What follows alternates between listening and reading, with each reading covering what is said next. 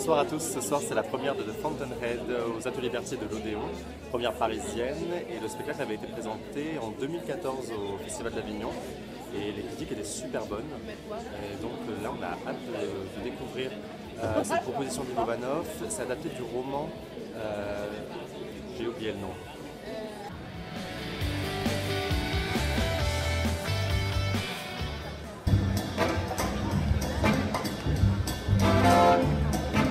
Donc entracte, déjà 1h40 de spectacle, on est vraiment sur une trame sur la psychologie du pouvoir.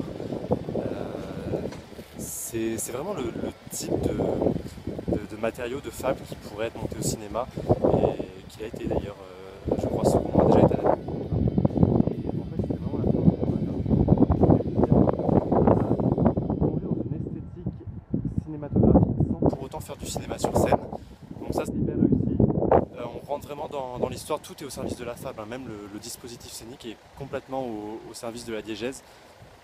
Donc jusque là tout fonctionne, rien n'est flou et bon c'est du Ivo Vanov comme on a l'habitude d'en voir, et en même temps on lui demande pas de faire autre chose. Donc ouais, vivement il reste encore 2 heures de spectacle, vivement la suite et j'ai hâte de savoir la fin en fait.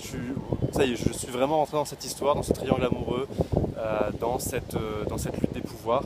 Donc oui, on plonge vraiment là-dedans comme dans un très bon film.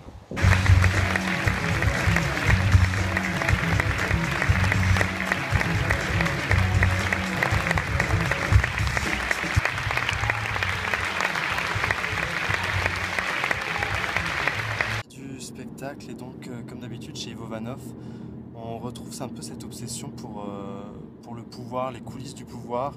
Il y a une vraie obsession sur tous ces enjeux, sur les rapports de force. On l'avait déjà vu dans Kings of War, on l'avait retrouvé aussi dans Les Damnés, dans Mary Stuart, que j'avais vu à la MAC.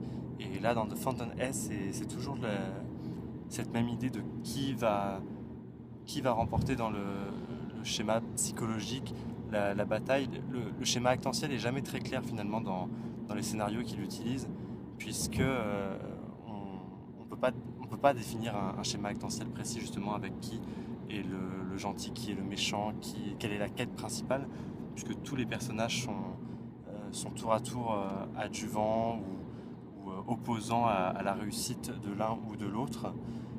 L'architecture, elle est vraiment au centre du spectacle dans The Fountainhead, c'est-à-dire que c'est pas seulement une architecture, c'est pas seulement un sujet, c'est-à-dire que c'est une vraie prolongation du personnage.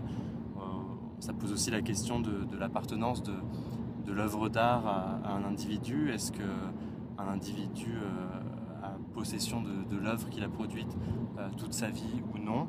Donc ça c'est hyper bien traité, et surtout il n'y a pas de réponse manichéenne si c'est oui ou non, ou bien ou mal. Tout ça reste quand même très ambigu. Et puis enfin on a quand même aussi toujours chez Ivo Vanov ce traitement de la catastrophe avec un effet scénographique à chaque fois où il montre les catastrophes sans rien réellement montrer.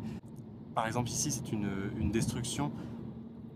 La destruction elle est esthétique, elle est purement esthétique. Rien n'est réellement détruit sur scène et pourtant tout est dit, tout est compris par le spectateur. Et enfin on quitte le spectacle sur cette phrase, nous avons affaire au plus dangereux des explosifs qui est l'égoïste. Et donc ça fait beaucoup d'écho avec l'actualité en ce moment. Donc spectacle qui résonne encore beaucoup et qui va résonner je pense pendant toute sa durée aux Ateliers Berthier, donc courez-y. Et je pense que ça vaut vraiment le coup de rester 4 heures dans cette salle.